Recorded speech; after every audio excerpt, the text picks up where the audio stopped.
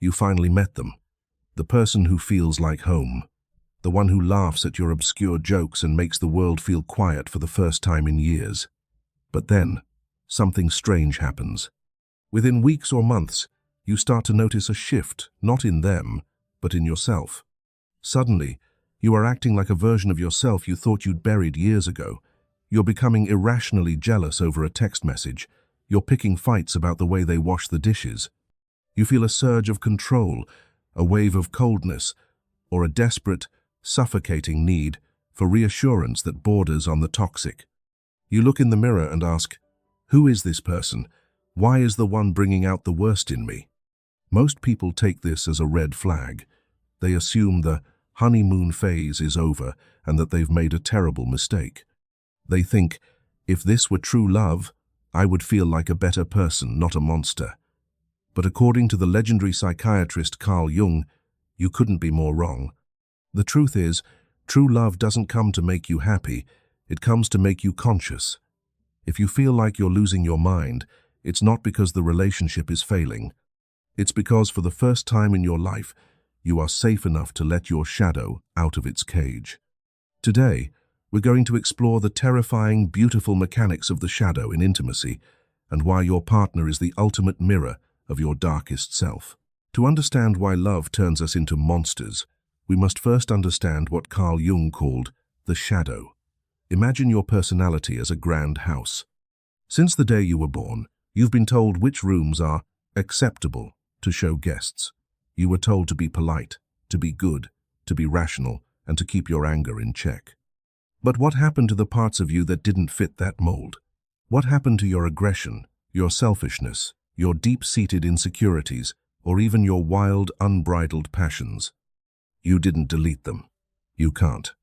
Instead, you pushed them down into the basement. This basement is the shadow. It is the repository for everything you have deemed too much or not enough for the world to see. The problem is that the shadow has a life of its own. It's like a coiled spring. The harder you press it down, the more tension it gathers. Throughout your adult life, you might have become an expert at keeping that basement door locked. You present a persona, a mask of competence and kindness to your colleagues, your friends, and even yourself. You truly believe you are just the person in the upstairs rooms. But then, you fall in love. Intimacy is the great opener of doors.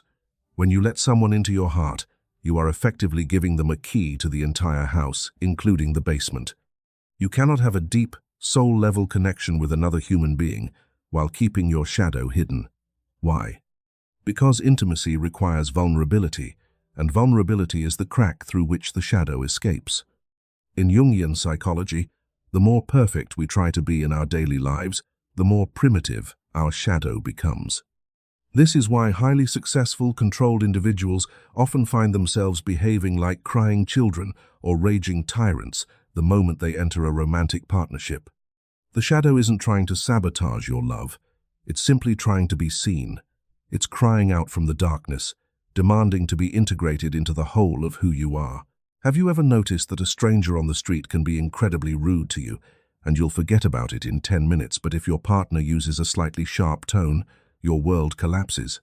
This is the mirror effect. Carl Jung famously said, "Everything that irritates us about others can lead us to an understanding of ourselves." In the context of a romantic relationship, this becomes a superpower for the soul, albeit a painful one. Your partner is the only person in the world close enough to hold up a mirror to the parts of you that you cannot see. This happens through a mechanism called projection. Because we cannot bear to look at our own shadow, we unconsciously project it onto our partner. If you have suppressed your own need for control, you will suddenly perceive your partner as being incredibly controlling. If you have suppressed your own laziness, you will find their desire to rest absolutely infuriating. They aren't necessarily doing anything differently than they were on day one. But as the persona of the early dating phase fades, you stop seeing them for who they are and start seeing them as a screen for your own internal movies. They become the villain in a story you wrote years ago. Why does this happen now with this person? Because true love creates a temenos, a sacred space. In this space, the ego feels safe enough to lower its guard. It's as if your psyche says, Finally, someone loves us enough that we can stop pretending, and then the floodgates open. The mirror effect is why your partner's most annoying traits are often the exact keys to your liberation. If their closeness feels like suffocation to you, it's likely because you have a shadow part that is terrified of being consumed or controlled.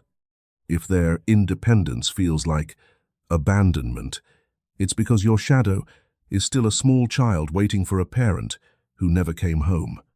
The intensity of your reaction is the compass. If a behavior is just annoying, it's about them. But if a behavior triggers a visceral, emotional explosion in your chest, if it brings out the worst in you, it is 100% about your shadow.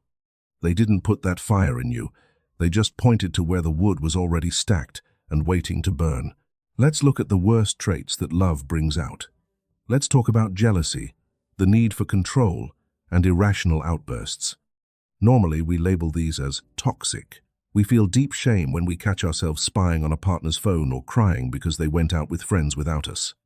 But from a Jungian perspective, these aren't just character flaws. They are shadow signs. They are the indicators of where you are still broken and, more importantly, where you are currently healing.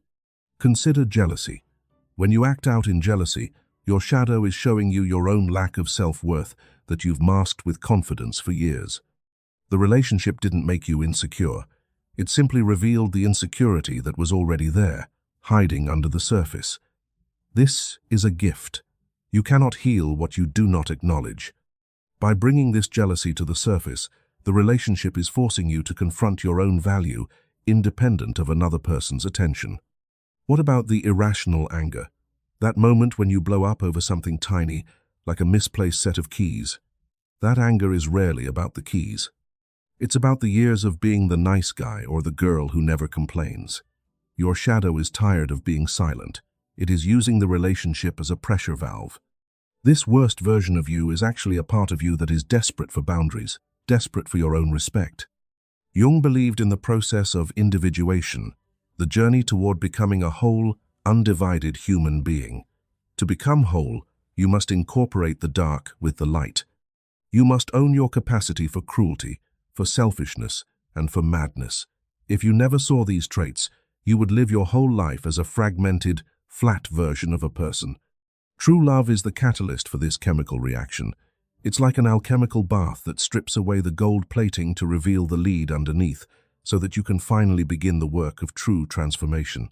When you see your worst self, don't run. Don't apologize and hide it again. Look at it. Say, "So, this is in me too." This is the moment of shadow integration. It's the realization that you are not just the good person you pretend to be. You are the whole spectrum. And your partner, by witnessing this darkness and staying, provides the container for that integration to happen. They are loving the monster until the monster realizes it's just a wounded part of the self. This is why the friction of the early stages is not a sign to quit. It is the sound of two souls being forged in the fire. So, how do we navigate this shadow phase without destroying the relationship? How do we stop the worst in us from burning down the house we've built? The first step is moving from reaction to observation. When that heat rises in your chest, when you feel the urge to say something cutting or to withdraw in cold silence, stop. Give yourself 5 seconds.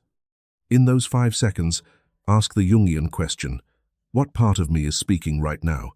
Is it the adult you, or is it the shadow child who feels ignored? By naming the feeling, "I am feeling the shadow of my fear of abandonment," you create a tiny bit of space between the emotion and the action. You move from being the storm to being the person watching the storm through a window. The second step is vulnerable communication. Instead of saying, "You are making me crazy," or "Why are you so insensitive?"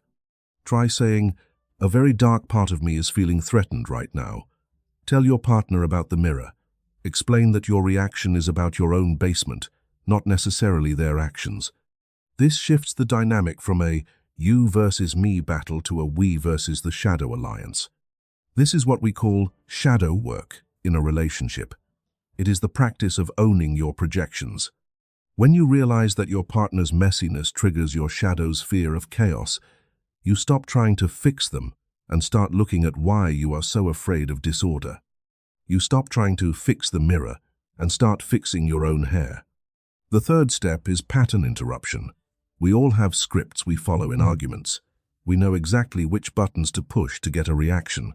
To heal, you must consciously choose to break the script. If you usually yell, try whispering. If you usually run away, stay in the room even if you stay silent. This confuses the ego and allows the shadow to be seen without causing total destruction. Finally, remember that this phase is temporary but necessary. You cannot reach the stage of conscious love without passing through the shadow love phase. You have to see the worst of each other to truly know who you are loving. If you only love the persona, you are loving a mask. Only when you have seen the basement and decided to stay, do you truly know what it means to love. Carl Jung once wrote, "The meeting of two personalities is like the contact of two chemical substances. If there is any reaction, both are transformed." True love is not about finding someone who never triggers you. It is about finding someone who triggers you so perfectly that they force you to grow. It is about the alchemical marriage, the union of opposites within yourself. The next time you feel that worst version of yourself rising to the surface, take a breath. Don't drown in the shame. Instead, realize that you are standing at the threshold of a great transformation.